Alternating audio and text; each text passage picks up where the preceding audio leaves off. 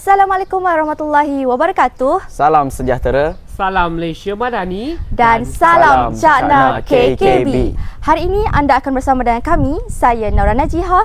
Saya Amar Wafiq. Saya Arif Haikal. Hari ini kita akan menyikap satu permasalahan yang berbunyi Bahasa di persimpangan. Menyingkap kesalahan kata dalam pelbagai media. Pernahkah anda merasa janggal ataupun pelik melihat papan tanda yang berada di tepi jalan, atau melihat pembaca berita online, ataupun melihat sari kata di dalam filem yang tidak bersesuaian? Kesalahan bahasa semakin menjadi kebiasaan dalam kehidupan kita, sama ada dalam media cetak, media massa maupun media elektronik. Akan tetapi, adakah kita sedar akan kesan kesilapan penggunaan bahasa ini? Kesilapan penggunaan bahasa bukan sekadar isu kecil, malah ia akan mengurangkan kemahiran kita dalam menguasai suatu bahasa dan akan menjejaskan kesan jangka panjang. Dalam dokumentari ini, kita akan meneliti bagaimana kesalahan kata berlaku dalam pelbagai medium komunikasi, daripada surat khabar, papan tanda sehinggalah ke skrin telefon pintar kita sendiri. Kita juga akan mengkaji punca kesilapan ini serta mencari penyelesaian agar bahasa kita terus terpelihara. Mari kita lihat. Baiklah, kita akan masuk pada kesalahan morfologi dalam media yang pertama, iaitu media cetak. Apa yang dimaksudkan dengan media cetak? Media cetak ialah bahan yang diterbitkan dalam bentuk fizikal seperti surat, memo, majalah, surat khabar, buku, gegantung, dokumen, papan tanda, notis, pamphlet dan sebagainya. Pokok, beli pokok. Wow, pakcik, cantiknya bunga ni. Berapa satu? Satu ni RM15 je. Alah, tapi saya tak ada cash ni. Kalau saya bayar online boleh? Online? Haa. Jadi kita masuk kepada kesalahan bahasa yang pertama, iaitu bayar online berkesan, iaitu daripada surat khabar. Berdasarkan gambar di atas, online diambil daripada bahasa Inggeris yang membawa maksud dalam talian. Hal ini menunjukkan pihak bertanggungjawab tidak peka akan kesalahan bahasa yang telah dilakukannya. Jadi online adalah salah, dalam talian adalah yang benar. Nora. Kata dia jual bahulu lah. Fresh, baru siap bakar. Alah, sedaplah bahulu tu. Bahulu? Seterusnya, kesalahan ejaan. Kita boleh tengok, iaitu bahulu badang. Nama kuih sering dieja salah. Ejaan bahulu atau buah hulu sering dieja mengikut sebutan. Namun, menurut Kamus Dewan edisi keempat, ejaan yang tepat dan betul ialah baulu. Jadi huruf H dibuang dan huruf U di sebelah H dikekalkan. Itulah ejaan yang benar. Nora. Kau baca apa tu? Ya, Ma, aku tengok ni. Macam ada salah ejaan je. Snap minta PKR cermin diri. Cermin? Okey, seterusnya kesalahan ejaan juga. Snap minta PKR cermin diri. Kesalahan ejaan yang begitu ketara kerana kesalahan tersebut berlaku pada tajuk berita, iaitu perkataan cermin menjadi cermin. Mungkin mereka terlupa untuk meletakkan R atau kita panggil typo.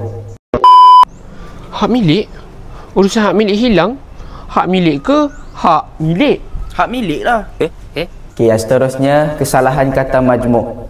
Itu kita boleh tengok daripada papan tanda. Kata majmuk hak milik juga bukan merupakan kata majmuk mantap. Jadi ejaan perkataan hak milik perlu dijarakkan. Jadi hak dan milik perlu dijarakkan kerana ianya adalah kata majmuk mantap. Nak raya dah ni. Tak sabar. Jom kita nyanyi.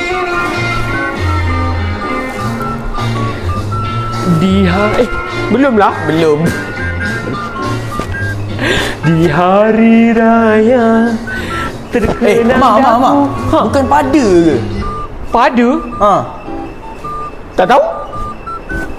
Kesalahan kata sendi nama. Sebenarnya mengikut hukum tata bahasa, kata sendi di boleh digunakan untuk menunjukkan tempat sahaja. Kata sendiri juga tidak boleh digunakan di hadapan kata nama yang menerangkan waktu, masa atau zaman. Sepatutnya iklan di bawah menggunakan kata sendi pada yang digunakan untuk menunjukkan keterangan waktu, masa atau zaman. Jadi kita boleh tengok iklan daripada syarikat kereta, iaitu tawaran menawan menanti anda di tahun baru. Jadi kita boleh lihat di itu adalah perkataan yang tidak sesuai untuk digunakan.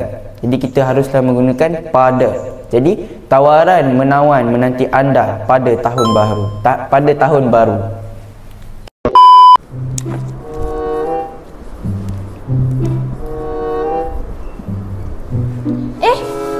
Cikgu. Macam salah je eja prasekolah tu. Bukankah kena dekatkan lagi ke? Ya ke? Saya rasa dah betul ni. Berjarak.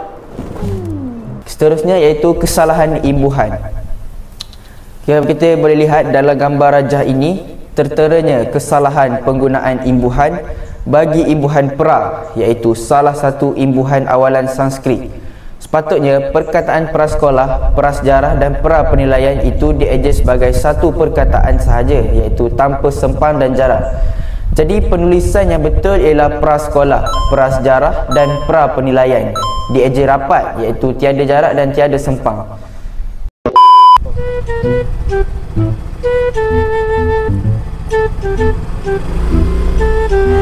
Percitakan. Percitakan. Kesalahan ejaan. Kat sini boleh nampak dengan jelas tu syarikat Percitakan Maju Timur. Kesalahan ejaan yang dapat dikesan pada papan tanda kedai ini. Jadi percetakan adalah salah, percetakan adalah salah. Huruf I digantikan dengan huruf I. Baiklah, sekarang kita akan beralih kepada kesalahan penggunaan bahasa dalam media massa. Apa itu media massa? Media massa merujuk kepada saluran komunikasi yang menyebarkan maklumat kepada khalayak ramai secara meluas dan serentak. Ia merangkumi pelbagai bentuk penyampaian seperti televisyen, radio, filem, drama, iklan komersial atau rancangan berita dan hiburan. Dalam konteks penggunaan bahasa, media massa memainkan peranan penting dan membentuk norma linguistik masyarakat kerana ia menjadi sumber utama rujukan dan komunikasi harian. Namun, kesalahan penggunaan bahasa dalam setiap yang berlaku dalam media massa pada hari ini sering terjadi dalam sarikata, skrip berita, dialog, drama, iklan maupun dalam televisyen. Kesilapan ini berlaku dalam 3 bentuk, iaitu kekeliruan makna dalam komunikasi, normalisasi penggunaan bahasa yang salah, yang ketiga, kemerosotan mutu bahasa dalam masyarakat. Selepas Johor, Pahang dijangka diancam banjir. Kan? Dijangka diancam? Itulah. Macam pelik je. Kan?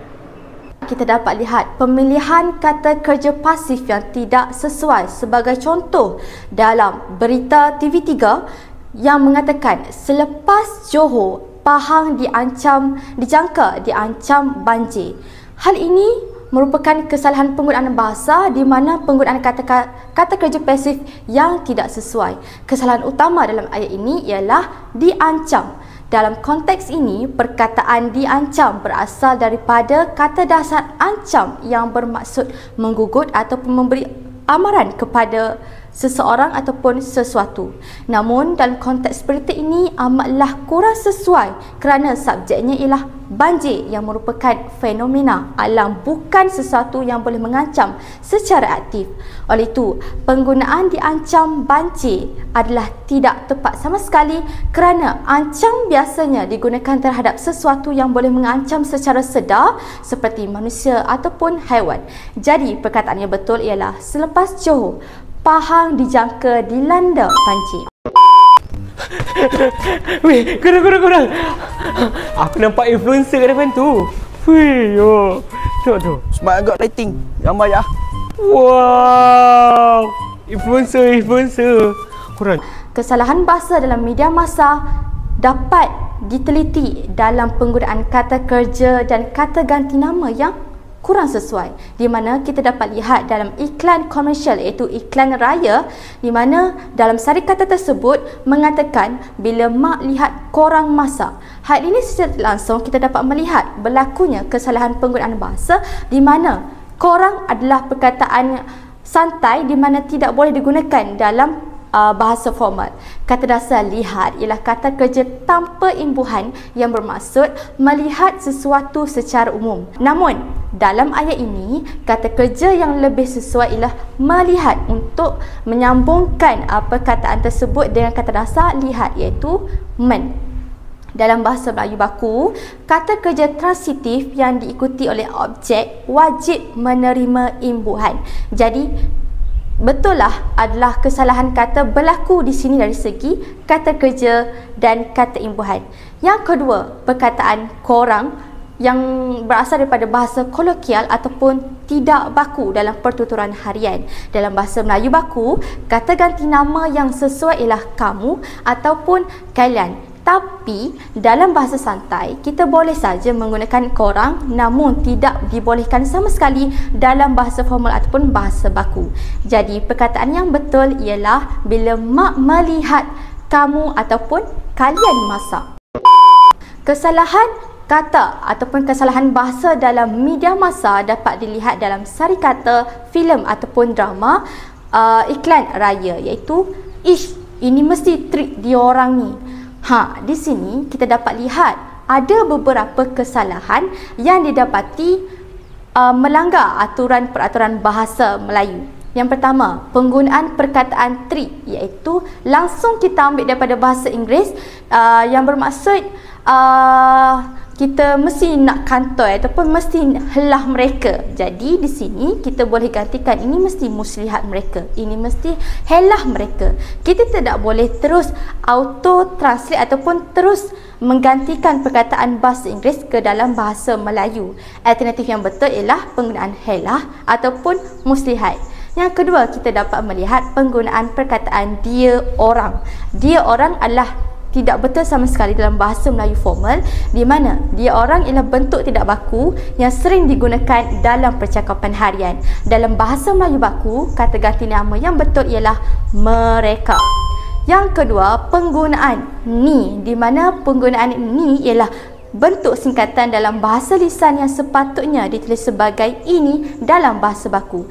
Jadi, penggunaan bahasa yang betul ialah ish, ini mesti helah mereka, ataupun ish, ini mesti muslihat mereka.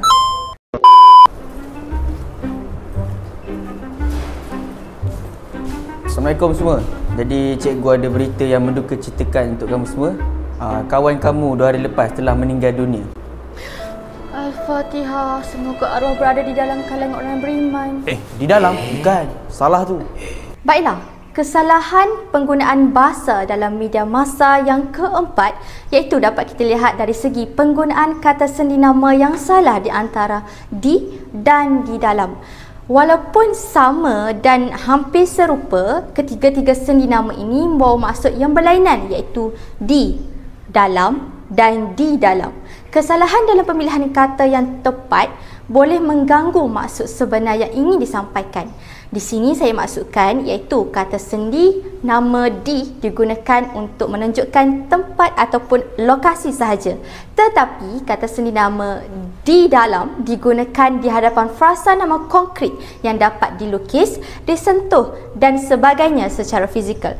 Dan dapat kita lihat kesalahan penggunaan bahasa dalam Facebook ataupun TikTok, di mana salah seorang pengguna media TikTok telah menyalahgunakan bahasa, iaitu menggunakan perkataan di dan di dalam untuk menyatakan penggunaan perkataan yang salah di depan perkataan di dan di dalam.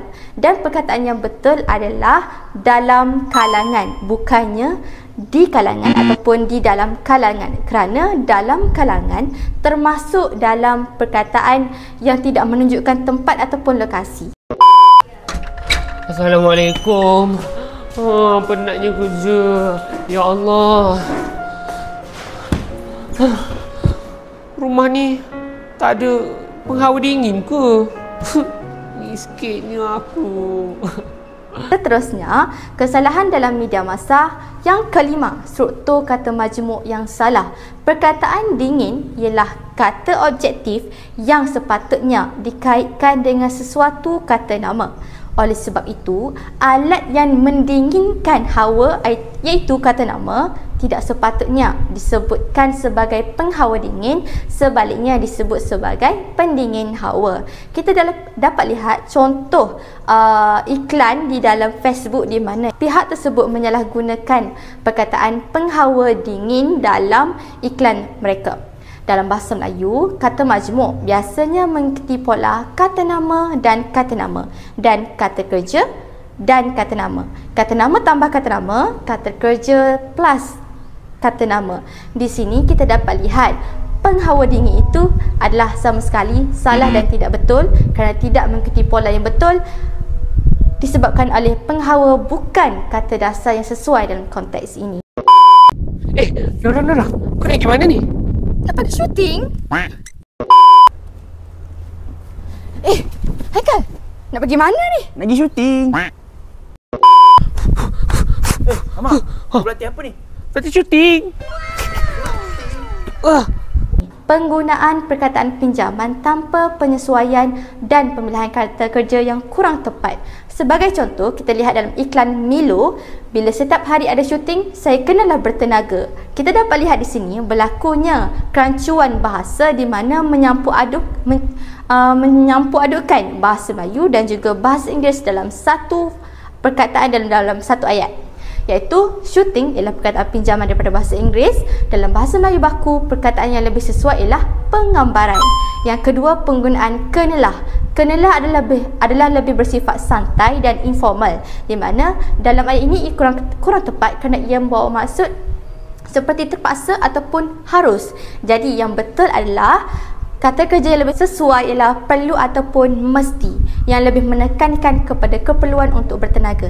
Jadi ayat yang betul ialah bila setiap hari ada penggambaran, saya mestilah bertenaga ataupun saya perlulah bertenaga. Seterusnya, kita masuk kepada media elektronik. Apa itu media elektronik? Baiklah, saya akan terangkan kepada anda apa itu media elektronik.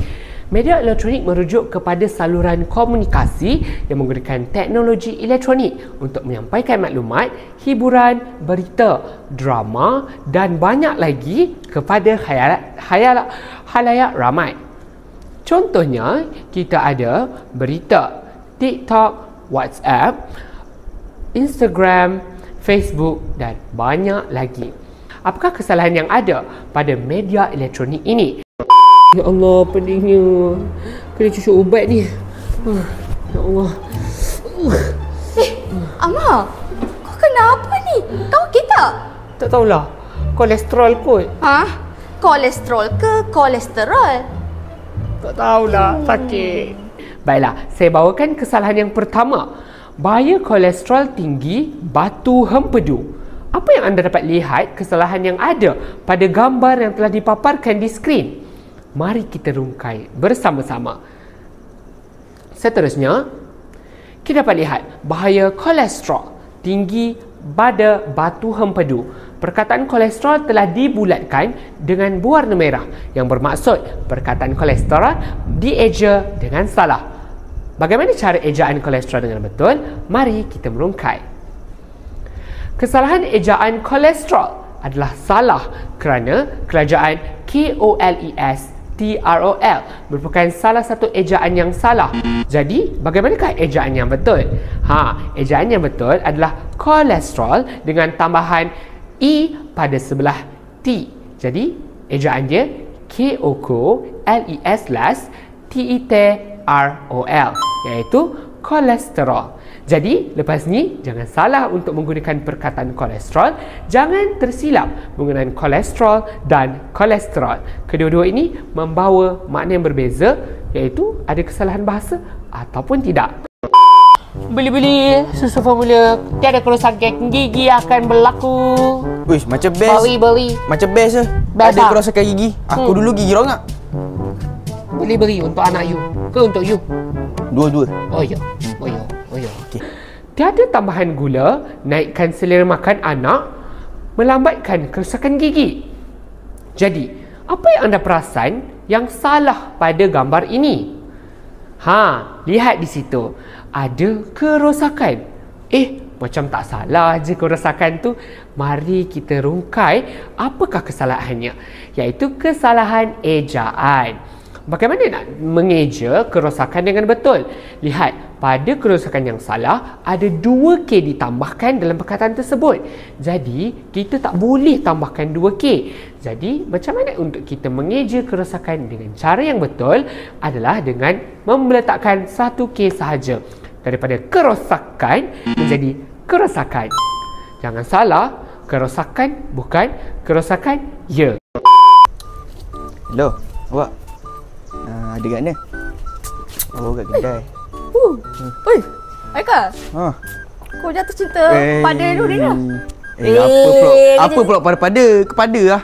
Di TikTok pula, saya mendapati satu kesalahan bahasa. Dinas Mohtar saran beri watak pada pelakon berbakat berbanding rupa paras. Kalau anda lihat, apa yang salah pada TikTok ini? Mari kita lihat. Lihat jelas di situ perkataan sendi nama pada yang tidak sesuai. Sepatutnya perkataan sendi nama pada diletakkan tempat. Jadi, macam mana untuk kita betulkan ayat ini? Kesalahan penggunaan pada sendi nama digantikan kepada. Okey, pada dikhususkan kepada tempat, masa ataupun kedudukan. Manakala kepada boleh digunakan untuk menunjukkan kata nama ataupun orang. Jadi, anda semua jangan salah lepas ni. Macam kita menggunakan pada hari raya ke, boleh. Tapi kalau kepada hari raya, tak boleh. Suka? Tak suka? Suka? Tak suka? Suka?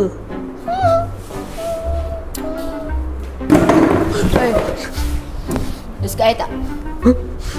Mana dia suka? I tak suka you. Adik, pokok you. No. Tolong siram sikit Azhar. Terima kasih. I bagi dia sikit cahaya. 2 hari tak siram. Terima kasih Azhar. Kesian dia 2 hari tak keluar. Maybe dia tak tahu Tuan Mahathir yang jadi PM sekarang. Azhar, hello. Anda semua nampak tak apa kesalahan bahasa? Wah, banyak betul yang dibulatkan. Kita ada you, kita ada I, kita ada maybe dan kita ada hello. Jadi, apakah yang salah? Mari kita rungkai bersama-sama. Kesalahannya adalah pencampuran kod, iaitu bahasa Melayu dengan bahasa Inggeris. Kita boleh menggunakan perkataan bahasa Inggeris dengan menyengitkan perkataan atau ataupun menebalkan perkataan tersebut. Jika dalam konteks ini, perkataan maybe adalah perkataan yang tidak sesuai dan boleh menimbulkan kerancuan bahasa pada WhatsApp yang mereka sedang gunakan. Dan juga ada lagi satu, hello. Hello kita boleh tukarkan kepada hi. Okey? Jadi jangan salah, jangan campur adukkan bahasa Inggeris dan bahasa Melayu. Kerana itu merupakan salah satu kesalahan tata bahasa. Baiklah, yang kedua, kita ada perkataan pinjaman bahasa Inggeris juga yang tidak sesuai. Ataupun kita boleh katakan ia sebagai kata yang ringkas. Mereka menggunakan perkataan you dan mereka menggunakan perkataan I. Dan sepatutnya ditukarkan kepada awak dan saya. Lepas ni, tak boleh dah cakap, you nak makan mana? Kena cakap, awak nak makan mana? Cakap, I love you? Tak boleh. Saya cintakan awak. Okey, bye. Sekian sahaja dokumentasi pada hari ini. Wabillahi taufiq wal hidayah. Wassalamualaikum warahmatullahi wabarakatuh. Ingat, kesalahan bahasa dapat dihindari. Keindahan bahasa terus lestari.